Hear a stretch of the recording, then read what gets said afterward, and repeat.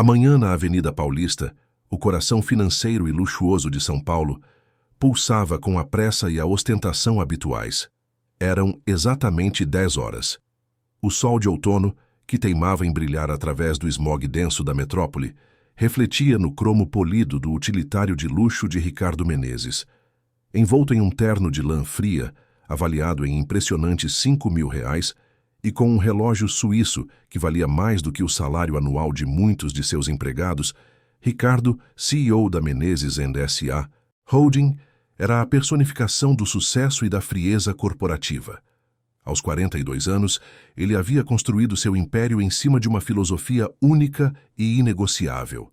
Eficiência acima de tudo, emoção abaixo de zero. A palavra compaixão era um erro de cálculo, uma variável que ele havia eliminado de sua equação de vida há muito tempo, substituída por lucros e aquisições agressivas. Sua mente estava já projetada para o fechamento de mais um negócio multimilionário, um processo que invariavelmente culminaria na demissão de metade do pessoal da empresa recém-adquirida, um movimento que ele justificava como limpeza necessária para otimização de custos. Enquanto dirigia pela área nobre, a segurança particular o acompanhando discretamente a uma distância calculada, a indiferença de Ricardo era quase palpável. Seu mundo era um ciclo interminável de reuniões de conselho, jantares de negócios e a busca incessante por mais riqueza. Ele havia cortado todos os laços com o passado que considerava vergonhoso ou insignificante para sua imagem de CEO de sucesso.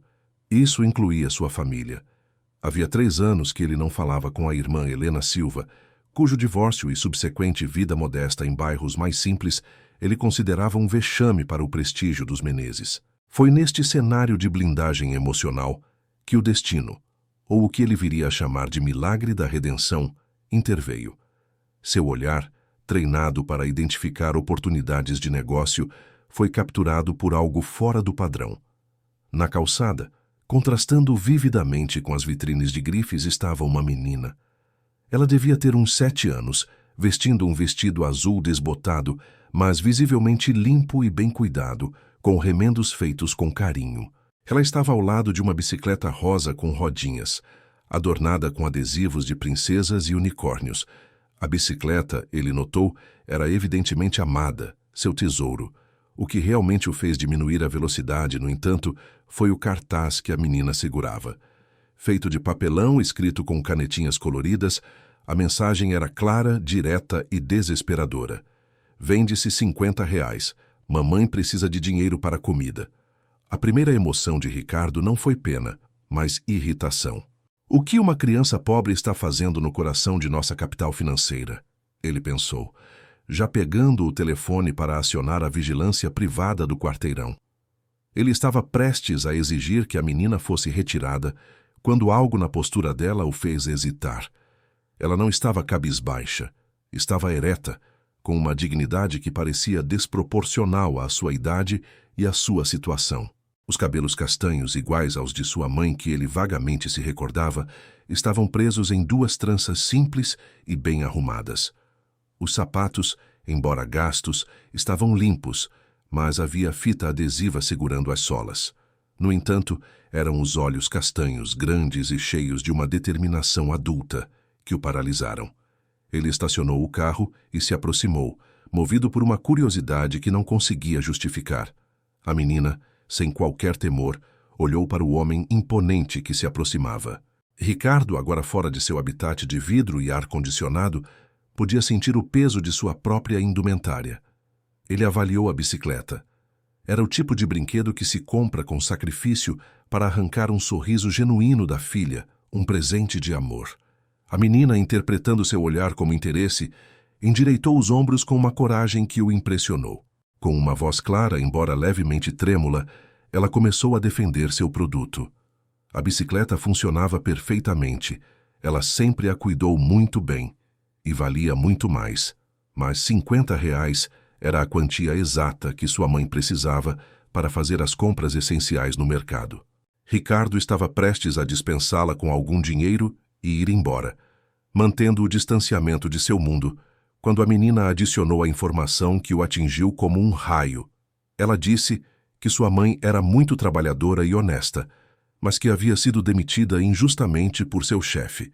Ela havia pedido apenas um dia de folga para levá-la ao médico, pois a menina estava muito doente. Desde então, a vida delas havia desmoronado.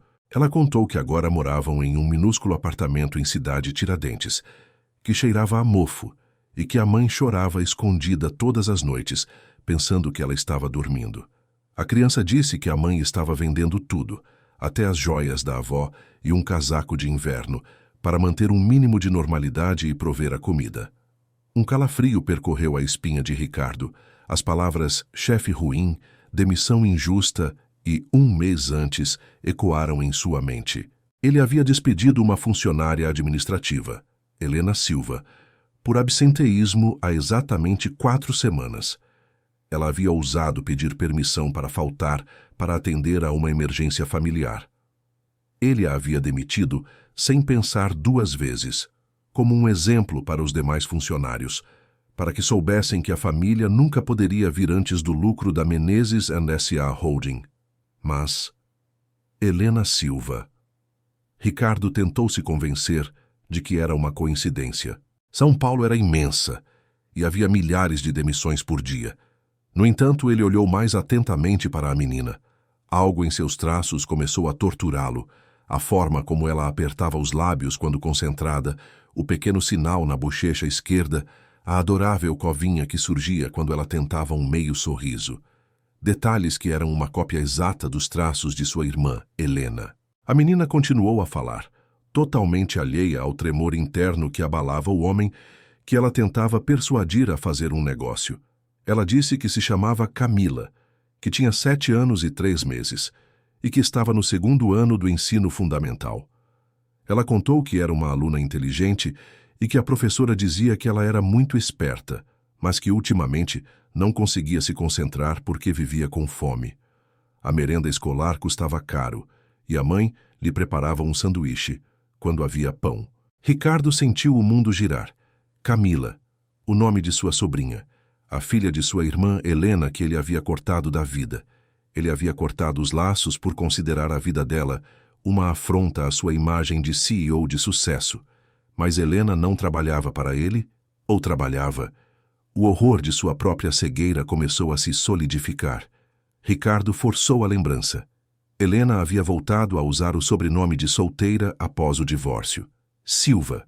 Helena Silva era o nome da funcionária administrativa que ele havia demitido. Ela havia se candidatado ao emprego na sua empresa, provavelmente na esperança silenciosa de uma reaproximação que ele nunca lhe havia dado a oportunidade de concretizar. Ele havia agido friamente, assinado o papel da demissão sem sequer se dar ao trabalho de conferir o sobrenome. Ele havia demitido a própria irmã. Ele havia, com suas ações, jogado a própria sobrinha, a quem ele mal se lembrava, na miséria a ponto de vender seu bem mais querido para comprar comida. A menina, Camila, alheia ao turbilhão emocional que assolava o tio, inclinou a cabeça, estudando-o com inocência. Seus olhos se arregalaram em um flash de reconhecimento. A voz dela saiu em um sussurro quase inaudível, mas que ressoou como um trovão no peito de Ricardo. Tio Ricardo. Nesse instante, o mundo de Ricardo Menezes, o império construído sobre a ganância e o distanciamento, desmoronou em 1000 pedaços. Sua sobrinha, a criança que ele renegou, estava ali, implorando por R$ 50. Sua irmã, a quem ele havia demitido, estava lutando pela sobrevivência. O homem de 42 anos se viu na miséria moral mais profunda. Camila deu um passo para trás, confusa e assustada. Sua mãe havia dito que o tio Ricardo era importante e que elas eram pobres demais para ele. Mas ali estava ele, com uma expressão que ela nunca vira.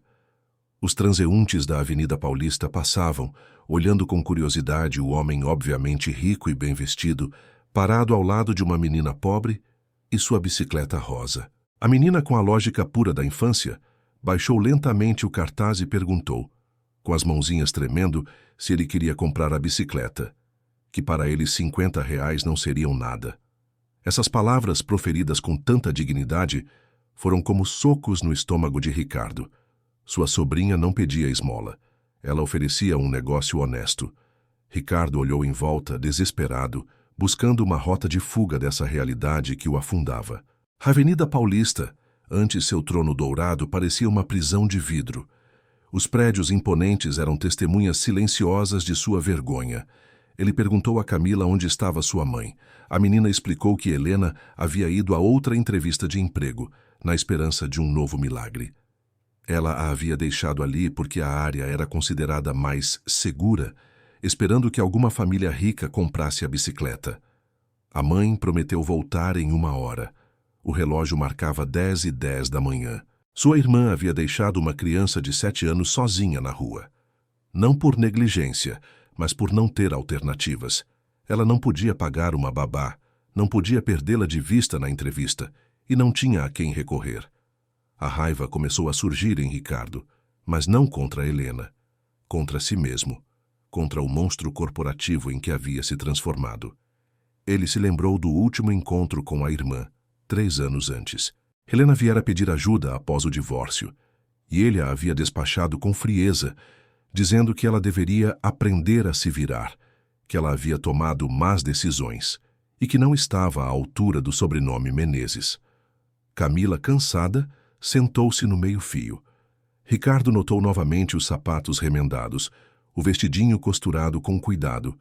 Tudo nela gritava pobreza digna, o tipo de pobreza de quem luta cada dia para manter um mínimo de normalidade e esperança. Sem pensar, em um gesto que rompeu todas as barreiras de sua etiqueta social, Ricardo sentou-se ao lado dela, no meio-fio frio, sem se importar com seu terno de R$ 5.000. Camila olhou para ele surpresa. Provavelmente, nenhum adulto tão bem vestido havia se sentado no chão com ela antes. A menina começou a falar como as crianças fazem quando se sentem verdadeiramente ouvidas. Contou como a mãe tentava protegê-la, fazendo-a acreditar que tudo ficaria bem, mas ela sabia. Ela ouvia a mãe chorar baixinho à noite. Ela via a mãe contar as moedas, dividir as porções de comida para que ela, Camila, sempre tivesse o pedaço maior, dizendo que ela, Helena, estava sem fome. Contou o dia da demissão. A mãe havia voltado para casa ceifada e devastada, dizendo que seu chefe era um homem sem alma, sem coração. Camila, ingenuamente, nunca soube que aquele homem era seu tio. Ricardo sentiu algo se quebrar irremediavelmente dentro dele. O muro que ele havia erguido, tijolo por tijolo feito de ambição e indiferença, desabou de uma vez. As lágrimas que ele não derramava desde que era criança começaram a rolar silenciosas pelo seu rosto, manchando a gola de sua camisa cara. Camila o olhou assombrada. Em sua inocência, ela estendeu a pequena mão e secou uma lágrima do rosto de Ricardo. Esse gesto simples, essa compaixão pura de uma menina que tinha todos os motivos para odiá-lo, completou a demolição do homem que Ricardo Menezes havia sido. Ele se levantou bruscamente, com a voz embargada pela emoção e pela culpa, e pegou o telefone. Com a voz falha, ligou para sua secretária ordenando o cancelamento de todos os seus compromissos, incluindo a reunião multimilionária da qual ele tinha certeza de que sairia vitorioso. Ele não precisava mais daquele dinheiro. Ele precisava de perdão. Em seguida, ligou diretamente para o diretor de recursos humanos. Sua voz, normalmente gélida, agora tremia. Ele ordenou o expediente completo de Helena Silva e sua readmissão imediata. Não como funcionária administrativa, mas como diretora de um novo departamento a ser criado, com todos os pagamentos atrasados e um salário 3 vezes maior. Não haveria desculpas. A ordem era para que a readmissão fosse efetuada em 10 minutos, e ele usou toda a sua autoridade para garantir que não houvesse objeções. Camila o observava com os olhos arregalados. Ela não entendia o que estava acontecendo, mas sentia que algo importante e milagroso estava mudando. Ela se levantou do meio-fio e timidamente pegou a mão do tio, um gesto que o desarmou completamente. O peso do mundo parecia ter sido substituído pelo peso leve e quente daquela mão infantil. Foi nesse momento, no auge de sua transformação e do pedido de redenção, que uma figura familiar surgiu no final da rua. Helena caminhava apressada, visivelmente preocupada por ter deixado Camila sozinha por tanto tempo. Ela estava usando um tailleur simples, mas digno, provavelmente sua única roupa para entrevistas.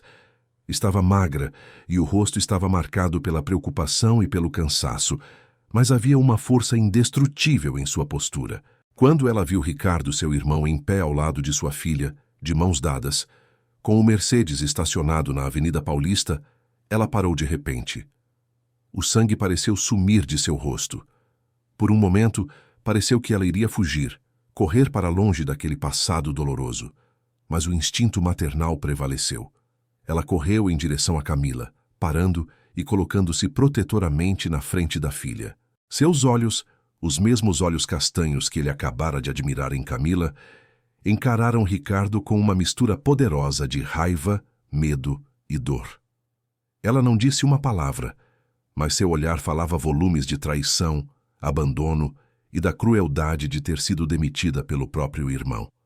Ricardo tentou falar, mas Helena o deteve com um gesto brusco e decidido, um silêncio que o atingiu mais do que qualquer grito. O ar na Avenida Paulista parecia ter congelado em volta de Ricardo Menezes e Helena Silva. O silêncio era uma entidade pesada, preenchida pelo som da respiração ofegante de Helena e pelo murmúrio distante do tráfego. O olhar da irmã, que antes havia sido de uma inocência desesperada em Camila, agora era de uma fúria contida e uma dor profunda. Era um olhar que perguntava: como você pôde? Helena, de pé, protetora à frente de Camila, era a imagem da dignidade ferida, uma leoa defendendo seu filhote de um predador que, ironicamente, era seu próprio irmão. Ela tentou levar Camila, mas a menina resistiu, puxando a mão da mãe. Com a voz clara, carregada da lógica inabalável da infância, Camila revelou: mamãe, o tio Ricardo quer comprar a bicicleta. Agora podemos comprar comida. Aquelas palavras, que deveriam ser uma solução, trouxeram um novo tipo de devastação. Helena olhou para a filha, depois para o irmão, e o último resquício de orgulho que a mantinha de pé se quebrou. Ela se deixou cair de joelhos na calçada, abraçando Camila e escondendo o rosto nos cabelos dela para abafar o choro convulsivo. A dor de anos de luta, de ter que vender a última lembrança da avó, de ter sido ceifada de seu trabalho de forma tão fria pelo próprio sangue, transbordou. Ricardo, já ajoelhado por dentro, caiu fisicamente ao lado das duas. Pela primeira vez em anos, ele falou não com o executivo, mas com o coração quebrado do irmão. Me perdoa, Helena. Por favor. Ele implorou as palavras cortadas. Eu juro que não sabia. Eu demiti a Helena Silva como um nome no papel sem pensar. Mas isso não é desculpa. Eu não sabia porque eu não me importava em saber. Eu estava cego pela ambição. Helena o olhou através das lágrimas. A raiva estava lá, mas misturada com uma tristeza avassaladora pelo irmão que ela havia perdido para o dinheiro. O homem frio à sua frente havia substituído o garoto que a protegia dos valentões na escola. Um pequeno grupo de pessoas se formou. A cena era intensa demais para a indiferença paulistana. Um homem rico, de terno de R$ 5.000, ajoelhado em prantos ao lado de uma mãe e filha pobres. Ricardo levantou-se e fez o que não fazia há anos. Abraçou a irmã. Helena permaneceu rígida por um momento, a resistência final do seu orgulho. Então, ela desabou contra ele. Anos de orgulho, mágoa e distância se dissolveram naquele abraço de reencontro. Camila observava maravilhada, sentindo a emoção profunda que permeava o ar. Ela via pela primeira vez o tio Ricardo de quem a mãe, por vezes, falava com uma nostalgia melancólica. Sem mais palavras, Ricardo pegou o celular e ligou para seu motorista particular. Ele ordenou que trouxesse o carro maior imediatamente. Em seguida, ele se virou para Helena e Camila, e sua voz, embora ainda rouca de emoção, tinha a firmeza de um novo propósito. Vocês vêm comigo. Helena protestou, o orgulho lutando contra a necessidade desesperadora. Mas Ricardo foi inflexível, usando sua autoridade para o bem pela primeira vez. Ele disse: não aceito um não. Não é caridade. É o mínimo de restituição que eu posso dar. O primeiro destino foi um renomado restaurante no centro histórico, perto do mercado municipal, um lugar que Helena e Camila não visitavam há anos. Ricardo fez questão de que Camila pedisse o que quisesse. Vê-la devorar um simples prato de bacalhau, seu prato favorito que ela não comia há meses, foi para Ricardo mais doloroso do que qualquer fracasso nos negócios. Cada garfada era uma acusação silenciosa à sua indiferença criminosa. O milagre daquele almoço não estava na comida de primeira, mas na redescoberta de um laço familiar. A menina, antes hesitante, sorria abertamente. Enquanto Camila brincava em um pequeno espaço infantil do restaurante, Ricardo e Helena finalmente conversaram. Foi uma conversa de expiação e revelação. Helena narrou os 3 anos após o divórcio de seu marido, que, embora não tenha ceifado sua vida, a havia destruído emocionalmente e financeiramente. Ela contou a luta para proteger Camila, a decisão de voltar para São Paulo esperando um recomeço. Ela havia se candidatado na Menezes Ensai Holding usando o sobrenome Silva, esperando, talvez inconscientemente, que o nome da empresa do irmão fosse uma ponte para a paz. Helena detalhou o dia da demissão, como ela havia esperado até o último momento que Ricardo aparecesse, reconhecesse o nome e impedisse a injustiça. Mas ele sequer compareceu à reunião onde os cortes foram anunciados. Foi o diretor de RH quem lhe entregou a carta, fria e impessoal. Ela revelou a angústia de procurar emprego em todos os lugares, de ter o sobrenome Silva sem as referências dos Menezes, de ter perdido o apartamento e se mudado para o minúsculo e mofado cubículo em Cidade Tiradentes. A cada palavra de Helena, Ricardo sentia um prego ser fincado no caixão de sua velha identidade. Ele compreendeu que, ao construir seu império, havia perdido sua humanidade e se tornado exatamente o tipo de pessoa que seu pai, um homem humilde que havia falecido quando eram crianças, teria desprezado. Ele lembrou de seu pai, um trabalhador honesto em uma fábrica no ABC, que sempre repetia: "A família vem em primeiro lugar, o dinheiro é só papel." Em um momento de revelação milagrosa, Ricardo tomou uma decisão que transcenderia o mero ato de pagar. Após o almoço, ele não as levou de volta para a Cidade Tiradentes. Ele as levou para um luxuoso apartamento recém-reformado em Jardins, um imóvel de altíssimo padrão da Menezes S.A. Holding. Helena, com o orgulho novamente em alerta, protestou que não podia aceitar. Mas Ricardo a interrompeu com um olhar de súplica e determinação. "Aceite, Helena. É parte da reparação. Eu lhe tirei a dignidade. Este é o primeiro passo para devolvê-la e é meu dever." Enquanto Camila corria e explorava o apartamento imenso e luminoso, um verdadeiro palácio, comparado ao buraco úmido onde viviam, Ricardo anunciou a decisão que mudaria não apenas a vida deles, mas a estrutura de todo o seu conglomerado empresarial. "Amanhã", ele declarou olhando Helena nos olhos, "eu reestruturo a política da Menezes. Faremos uma mudança radical. Não haverá mais demissões impiedosas. Criarei um fundo de assistência empresarial para funcionários em dificuldade. Uma creche corporativa, para que as mães não precisem escolher entre o trabalho e a saúde dos filhos, e licenças remuneradas para emergências familiares. Tudo o que eu deveria ter feito há anos, se não estivesse cego pela ganância." Helena o olhou com uma esperança cautelosa, mas genuína. "É um bom começo, Ricardo," ela disse, admitindo que as feridas eram profundas, mas que a mudança que ele prometia era a solução positiva para o desespero de muitas famílias. Ricardo assentiu, sentindo uma paz que todos os seus milhões nunca haviam comprado. "Eu terei todo o tempo do mundo para provar que mudei, Helena, porque eu entendi que, sem família, todos os meus números de sucesso são vazios. Eu fui o CEO de um império que valia bilhões, mas o homem mais pobre de São Paulo." O milagre da transformação de Ricardo estava apenas começando, e ele sabia que teria que lutar diariamente contra o seu eu do passado. Ele havia tido uma segunda chance, uma graça que veio de um lugar inesperado.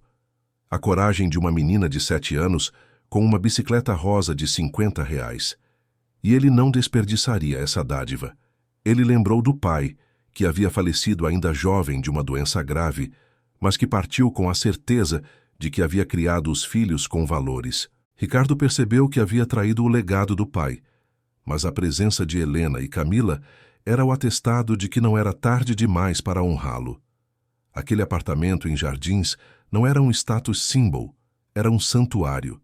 Ele prometeu a Helena que a readmissão dela, como ele havia ordenado, não seria um favor, mas uma posição de autoridade. Ela seria a diretora do Departamento de Bem-Estar Corporativo, responsável por garantir que as políticas que ele havia traçado fossem implementadas com alma, pois ninguém melhor do que ela para entender a dor de uma demissão injusta e a luta de uma mãe solo. Helena aceitou com a condição de que seria tratada como qualquer outra executiva e não como sua irmã necessitada. Ricardo sorriu, um sorriso genuíno que há muito tempo não lhe era familiar. Trato feito, doutora Silva. Seu primeiro desafio será garantir que nenhuma outra Camila precise vender seu tesouro por R$ 50 para comer. Naquela noite, antes de deixá-las, Ricardo observou Camila, agora segura e feliz, explorando cada canto do seu novo quarto.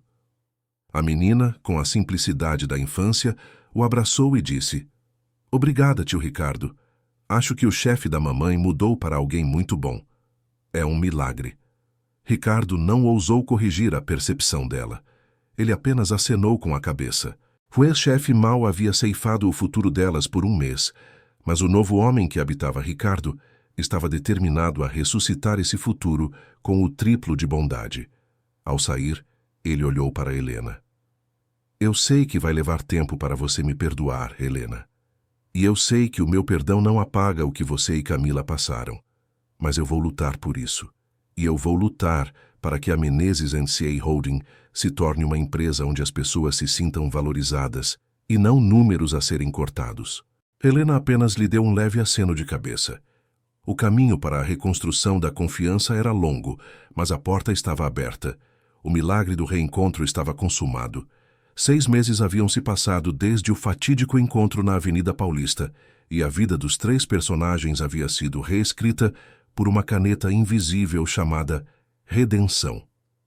A transformação de Ricardo Menezes não foi superficial, mas estrutural, um milagre que se manifestou primeiro em sua alma e depois em seu vasto império. Helena Silva havia retornado a Menezes N.C.A. Holding não mais como a funcionária administrativa insignificante, mas como a diretora do recém-criado Departamento de Bem-Estar Corporativo.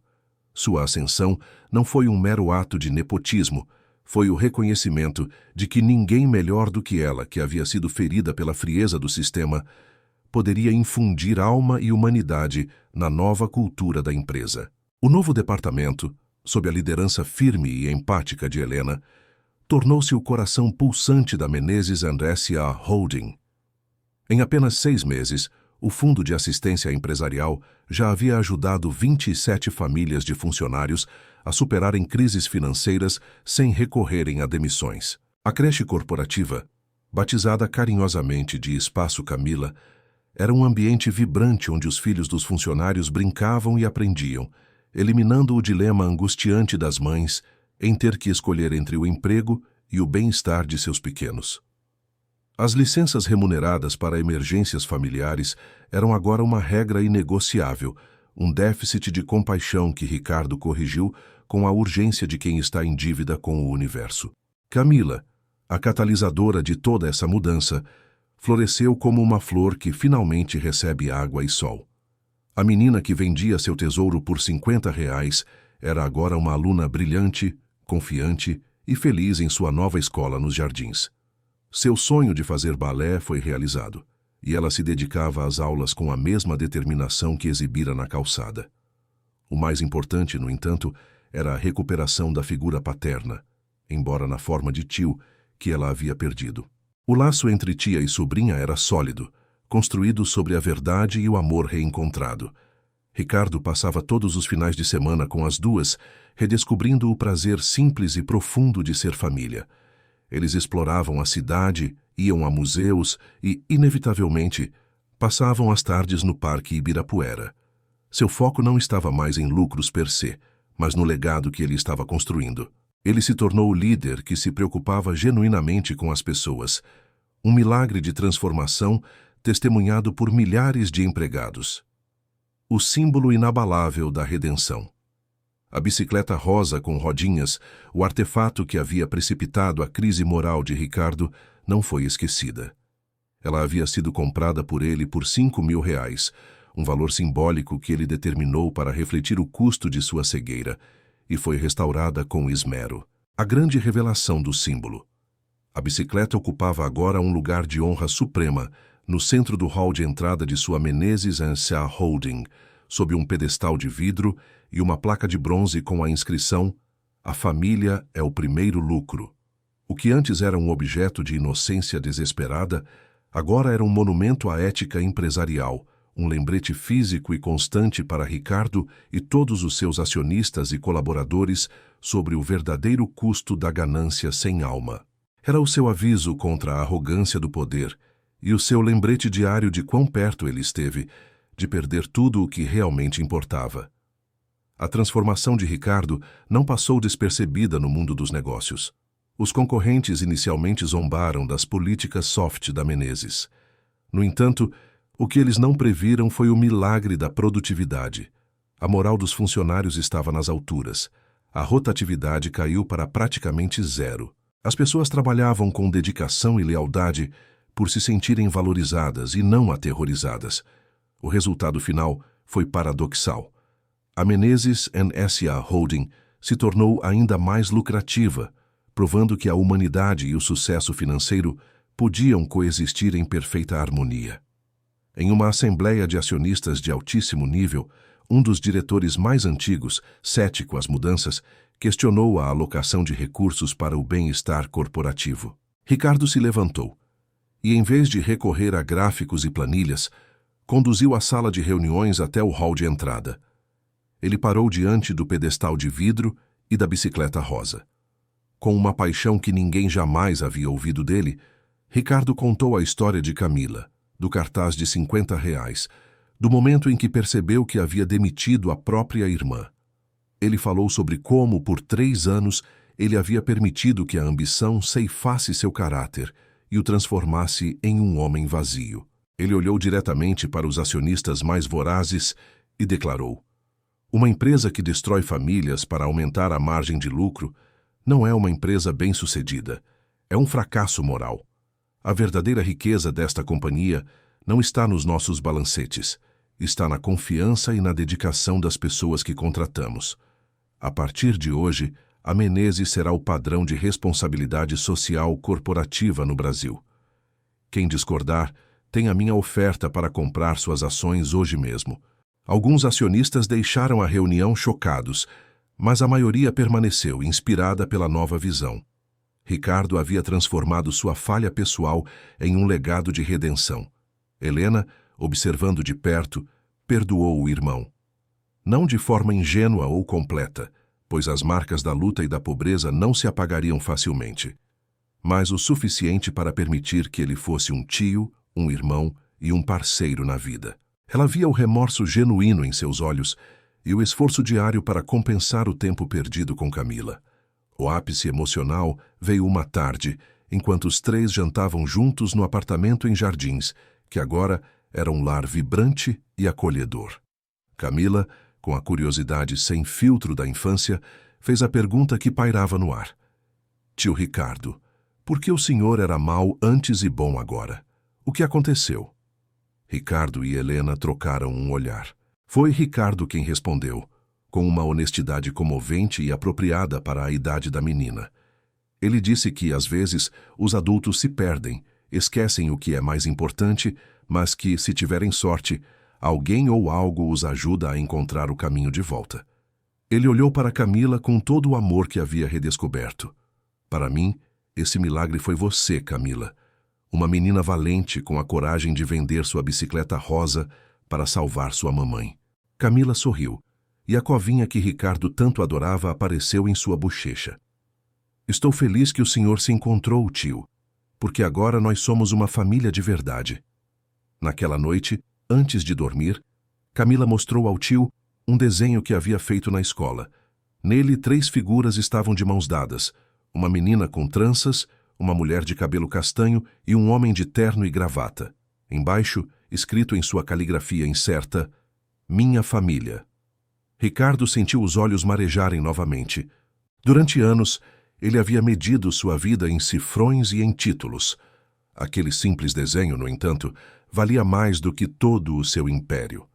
Era a prova de que a redenção era possível e de que o amor familiar podia sobreviver à traição mais profunda. O milagre da união. No dia seguinte, Ricardo cumpriu sua promessa. Ele comprou uma mountain bike de última geração para si, e ao lado de Camila, em sua restaurada bicicleta rosa, passaram a tarde pedalando pelo Parque Ibirapuera. Para os transeuntes, eles eram apenas um tio e sobrinha rindo juntos, desfrutando de um dia ensolarado. Ninguém imaginaria que, 6 meses antes, aquela mesma menina estava prestes a vender seu bem mais querido para comprar comida. O círculo da história havia se fechado.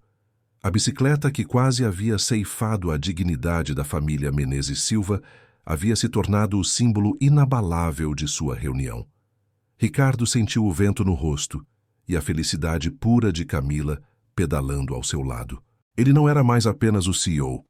Ele era finalmente e acima de tudo tio e irmão.